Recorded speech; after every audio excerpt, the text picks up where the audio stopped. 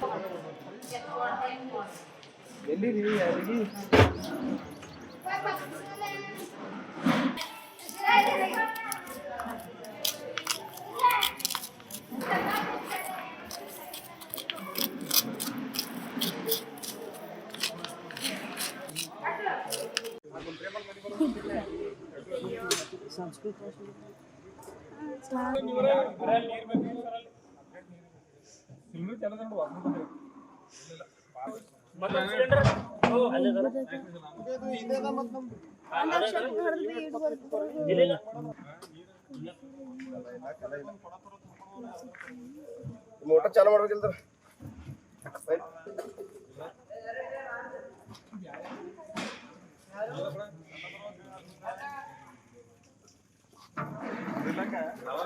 ಅದಕ್ಕೆ ನಿನ್ನೆ ನಾವು ಸ್ವಲ್ಪ ಕೆಲಸ ಮಾಡ್ತಾ ಇದ್ವಿ. ಏನಪ್ಪ ಕೆಲಸ ಅಂದರೆ ಅಡುಗೆ ಮಾಡುವಾಗ ಇಲ್ಲಿ ಇವತ್ತಿನ ಪ್ರೋಗ್ರಾಮ್ಗೆ ನಾವು ಪ್ರಸಾದ ಮಾಡಬೇಕಂತ ಸ್ವಲ್ಪ ಈ ಸ್ಥಳದಲ್ಲಿ ಕ್ಲೀನ್ ಮಾಡ್ತಾ ಇದ್ವಿ ಜಾಗನ. ಆ ಜಾಗ ಕ್ಲೀನ್ ಮಾಡುವಾಗ ಕೆಲವೊಂದು ಮೂರ್ತಿಗಳು ಬಂದಿದ್ದಾವೆ. ಇಲ್ಲಿ ಶಿವಲಿಂಗ ಮೂರ್ತಿ ಬಂದಿದ್ದಾವೆ, ಮತ್ತು ಇನ್ನೊಂದು ಮೂರ್ತಿ ಬಂದಿದೆ, ನಾಗೇಶ್ವರ ಮೂರ್ತಿ ಬಂದಿದ್ದಾವೆ. ಬಟ್ ಇನ್ನೂ ಒಳಗಡೆ ಎಷ್ಟಿದಾವೆ ಅಂತ ನಮಗೆ ಗೊತ್ತಾಗ್ತಾ ಇಲ್ಲ.